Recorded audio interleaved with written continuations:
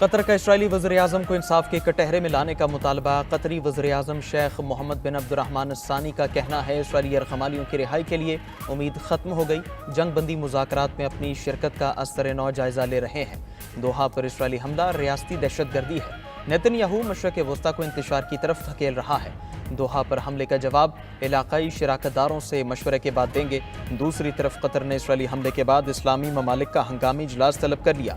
ہنگامی اجلاس اگلے اتوار اور پیر کو دوحہ میں ہوگا۔ قطر پر اسرائیلی حملوں پر سلامتی کونسل کا ہنگامی اجلاس آج ہوگا۔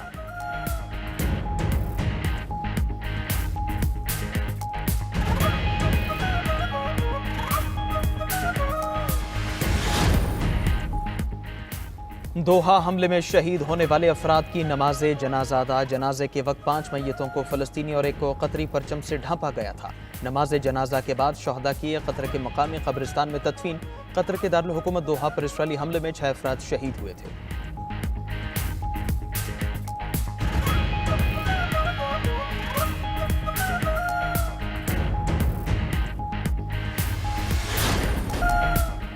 جلال پور پیر بالا اور نواحی علاقے شدید سیلاب کی لپیٹ میں۔ شہر اور دیہاتی علاقوں کو ہر طرف سے سیلاب نے گھیر لیا۔ سیلابی پانی کی الغار سے متعدد دیہات زیر آب۔ فصلیں تباہ، بستی لانگ، بستی کنہوں اور بہادر پور میں پانی داخل۔ دکانیں اور مارکیٹیں بدستور بند۔ لوگوں کا انخلا جاری۔ شہر کو بچانے کے لیے اور شریف روڈ پر شگاف ڈال دیا گیا۔ سیلابی پانی نے اولڈ بہاڑی پل کے راستے اپنا رخ تبدیل کر لیا۔ جلال پور پیر بالا میں سیلاب متاثرین کی کشتیاں الٹنے کے واقعات۔ ایک کشتی میں سوار 28 افراد ڈوب گئے، 19 کو بچا لیا گیا۔ 9 لاپتہ افراد میں سے بچے سمیت 6 افراد کی لاشیں مل گئیں۔ 3 افراد تاحال لاپتہ۔ متاثرین کی کشتی ڈوبنے کا واقعہ گزشتہ رات پیش آیا تھا۔ اوت شریف کے علاقے باقری میں بھی کشتی سیلابی پانی میں الٹ گئی۔ ریسکیو نے کشتی پر سوار 4 افراد کو بچا لیا۔ منچن آباد میں بھی کشتی الٹنے کا واقعہ، 22 میں سے 20 افراد کو بچا لیا گیا، 2 افراد لاپتہ۔ بہاول نگر کے علاقے مامو کاہٹاڑ کے قریب بھی کشتی الٹ گئی۔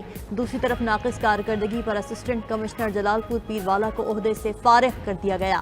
دریا ستلج میں بہاول نگر کے مقام پر پانی کا تیز بہاؤ اور کٹاؤ جاری۔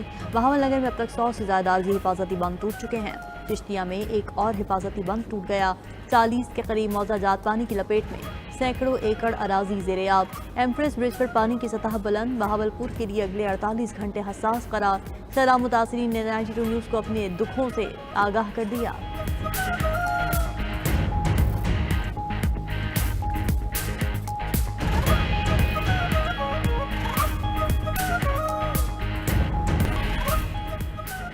امریکہ میں صدر ٹرمپ کا قریبی ساتھی چارلی کرک قاتلانہ حملے میں ہلاک۔ امریکی میڈیا کے مطابق 31 سالہ چارلی کرک پر یوٹا یونیورسٹی کیمپس میں فائرنگ کی گئی۔ چارلی امریکہ میں فائرنگ کے بڑھتے واقعات پر بات کر رہے تھے۔ اسی دوران فائرنگ ہوئی اور گولی چارلی کی گردن میں لگی۔ ڈائریکٹر ایف بی آئی نے بتایا کہ چارلی کرک پر فائرنگ کرنے والا شخص یونیورسٹی کا ہی طالب علم ہے جسے گرفتار کر لیا گیا۔ فائرنگ یونیورسٹی کیمپس کی چھت سے کی گئی۔ چارلی کرک کے قتل پر امریکہ میں 3 روزہ سوگ۔ صدر ٹرمپ نے سیاسی انتہا پسندوں کے خلاف ملک گیر کریک ڈاؤن کا اعلان کر دیا۔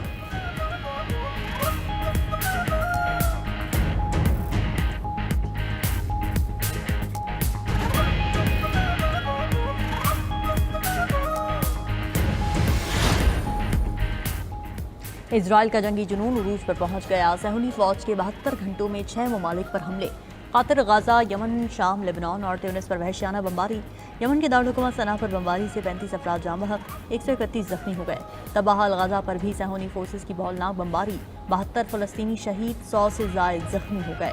امداد کے منتظر 10 فلسطینی بھی شہید، 60 زخمی ہوئے۔ غزہ میں بھوک سے مرنے والوں کی تعداد 400 سے زائد ہو گئی۔ ادھر تیونس کے ساحل پر موجود فلوٹیلا بھی اسرائیلی ڈرون حملے کا شکار۔ منتظمین نے حملوں اور خراب موسم کے باعث کشتی کی غزہ روانگی مؤخر کر دی۔ پورٹ پر ہزاروں افراد کا فلوٹیلا قافلے سے اظہار یکجہتی، اسرائیل مخالف نعرے لگائے۔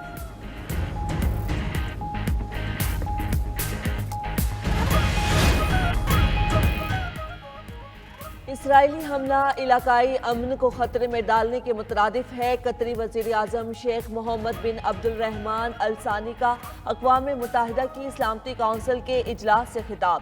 کہا، حملہ ہماری خود مختاری کی خلاف ورزی ہے۔ حملہ اسکولوں، سفارتی عمارتوں والے رہائشی علاقے پر کیا گیا۔ قطر زندگیاں بچانے کے لیے انتھک محنت کر رہا ہے۔ ایسا حملہ خطے میں امن کی کوششوں کو کمزور کرتا ہے۔ بین الاقوامی قوانین کے تحت ہمارے پاس جوابی حملے کا حق ہے۔ امن کے خواہاں ہیں، امن ہی ہمارا راستہ ہے۔ امن کا واحد راستہ بات چیت ہے۔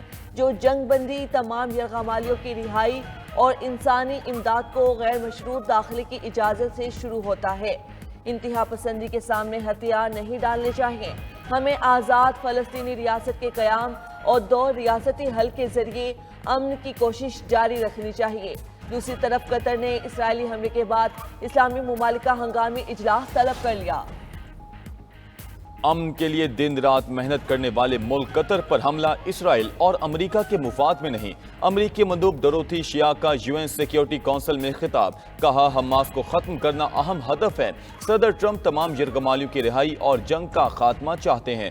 برطانوی مندوب ڈیم باربرا خطاب میں قطر پر اسرائیلی حملے کی مذمت کی، کہا قطر کے ساتھ کھڑے ہیں۔ حملہ قطر کی خود مختاری کی خلاف ورزی ہے۔ حملے خطے میں کشیدگی میں اضافے اور جنگ بندی مذاکرات کو نقصان کا باعث بن سکتے ہیں۔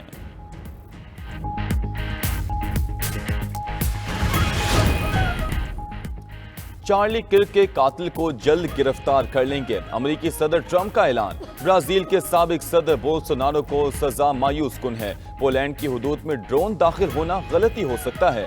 روسی ڈرون صورتحال سے خوش نہیں ہیں۔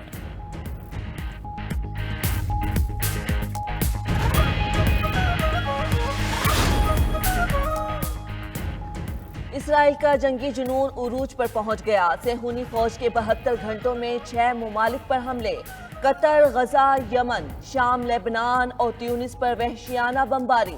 یمن کے دارالحکومت صنعا پر بمباری سے 35 افراد جاں بحق، 131 زخمی ہو گئے۔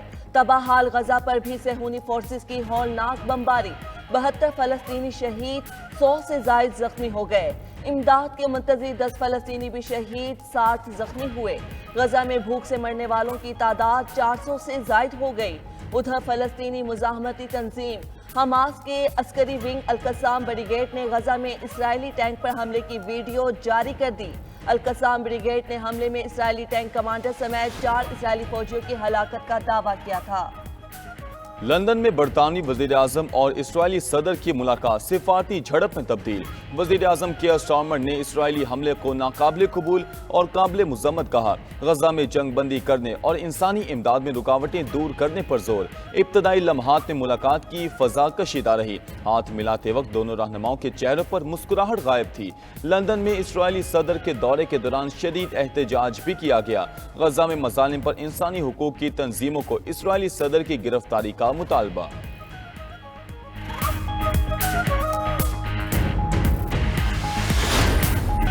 اقوام متحدہ کی سلامتی کونسل کا ہنگامی اجلاس، روس کا دوحہ پر فضائی حملوں پر شدید رد عمل۔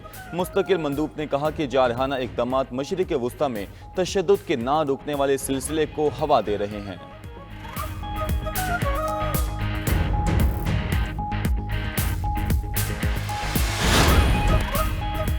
میری لینڈ امریکی نیول اکیڈمی میں فائرنگ، امریکی نیول اکیڈمی اور قریبی فوجی اڈے پر لاک ڈاؤن کر دیا گیا۔ امریکی میڈیا کے مطابق اکیڈمی سے نکالا گیا سابق کیڈٹ مسلح ہو کر کیمپس میں داخل ہوا۔ مبینہ طور پر ملزم نے طلباء کے بڑے ہاسٹل بینکرافٹ میں فائرنگ کی۔